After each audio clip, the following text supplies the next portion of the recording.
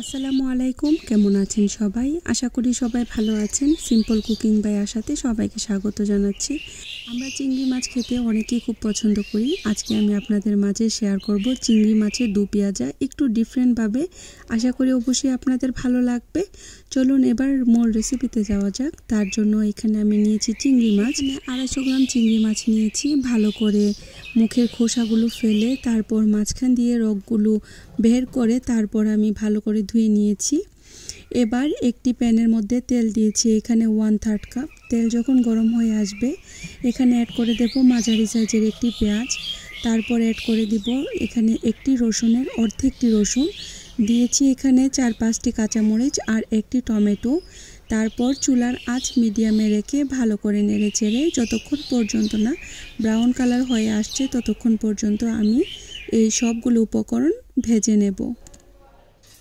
ভিডিওর এই পর্যন্ত এসে যারা একটি লাইক দিতে ভুলে গিয়েছেন, অনুরোধ রইল একটি লাইক দিয়ে সম্পূর্ণ ভিডিওটি কন্টিনিউ করার জন্য।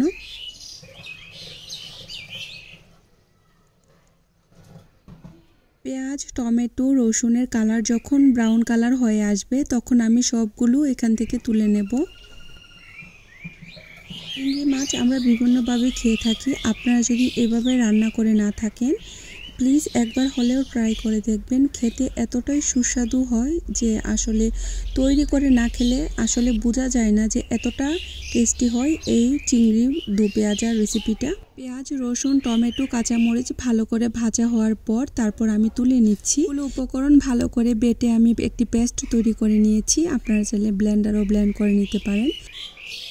আমি যেই তেলটার মধ্যে পেঁয়াজ, রসুন, টমেটো ভেজে নিয়েছিলাম সেই তেলটা এখন আবার প্যানে আমি অ্যাড করে দিব।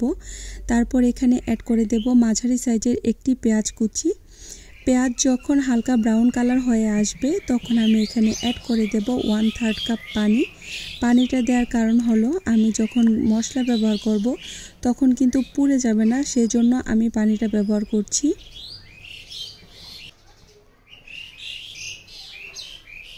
পানিটা যখন বলক উঠে আসবে তখন এখানে অ্যাড করে দেব আমি যে পেঁয়াজ, রসুন, টমেটোর পেস্ট তৈরি করেছিলাম সেটা। তারপর চুলার আঁচ মিডিয়ামে রেখে ভালো করে নেড়েচেড়ে মিশিয়ে নেব। এই মশলাটা নেড়েচেড়ে 2 মিনিটের মতো আমি ভেজে নেব। তারপর এখানে অ্যাড করে দেব বেসিক যে গুঁড়া মশলা আছে সেগুলা অ্যাড করে দেব। এখানে 1 চা চামচ হলুদ গুঁড়া, 1 চা চামচ লাল মরিচের গুঁড়া, অ্যাড করে দেব 1 চা চামচ ধনিয়ার গুঁড়া, 1 চা চামচ টালা জিরার গুঁড়া। তারপর অ্যাড করে দেব স্বাদমতো লবণ। তারপর সবগুলো উপকরণ ভালো করে নেড়েচেড়ে আমি মিশিয়ে নেব।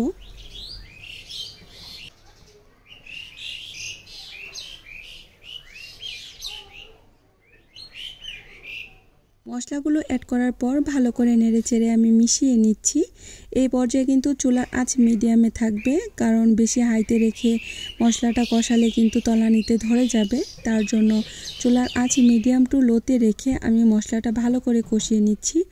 যে কোনো রান্নার কিন্তু মশলাটা যত ভালো কষানো হবে ততই কিন্তু খেতে ভালো লাগবে। তারপর ঢাকনা দিয়ে ঢেকে আমি 5 মিনিটের মতো রান্না করে নিয়েছি। ঢাকনা তুলে তারপর আবারও ভালো করে নেড়েচেড়ে মিশিয়ে দিচ্ছি। এই পর্যায়ে এসে আবারও অ্যাড করে দিলাম 1/3 কাপ পানি। পানিটা অ্যাড করার পর আবারও ঢাকনা দিয়ে ঢেকে রান্না করে নেব 5 মিনিট। 5 মিনিট পর আবারও ঢাকনা তুলে ভালো করে নেড়েচেড়ে দিচ্ছি। মশলা থেকে কিন্তু তেলটা আস্তে আস্তে ছেড়ে দিয়েছে। আমার মশলা কিন্তু পারফেক্টলি কষানো হয়ে গিয়েছে।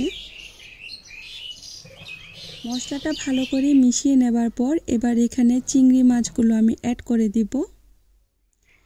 চিংড়ি মাছ অ্যাড করার পর উপরে অংশে আমি একটি মাঝারি সাইজের পেঁয়াজ কুচি আবারও অ্যাড করে দিচ্ছি। তারপর ভালো করে নেড়েচেড়ে মিশিয়ে দিচ্ছি।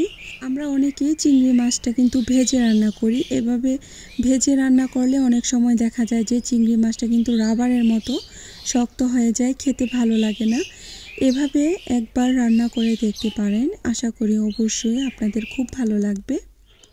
চিংড়ি মাছ দেওয়ার পর আমি কিন্তু ঢাকনা দিয়ে ঢেকে রান্না করে নিয়েছি 10 মিনিট। 10 মিনিট পর আমি চিংড়ি মাছগুলো এপিট উপিট করে নিচ্ছি।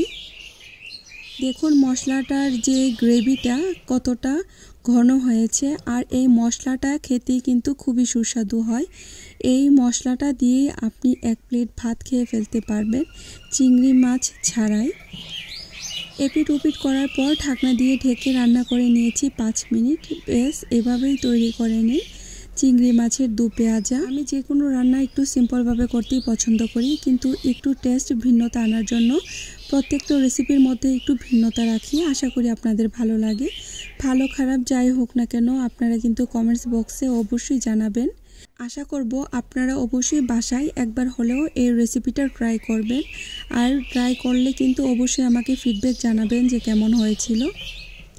এভাবেই তৈরি করে নিন মজাদার চিংড়ি মাছের দু পেঁয়াজা। আমার এই সিম্পল রান্নাগুলো যদি আপনাদের কাছে ভালো লেগে থাকে প্লিজ লাইক শেয়ার কমেন্টস করবেন। আপনাদের সুন্দর কমেন্টস কিন্তু আমার পরবর্তী ভিডিও বানাতে অনেক বেশি উৎসাহিত করে। মাশাআল্লাহ, কালারটা দেখুন কতটা সুন্দর হয়েছে চিংড়ি মাছের দু পেঁয়াজা। এবার গরম ভাতের সাথে গরম গরম পরিবেশনের পালা। আজকে এ পর্যন্ত। পরবর্তী নতুন আরেকটি রেসিপির সাথে দেখা হবে ইনশাআল্লাহ। সবাই অনেক বেশি ভালো থাকবেন। আল্লাহ হাফেজ।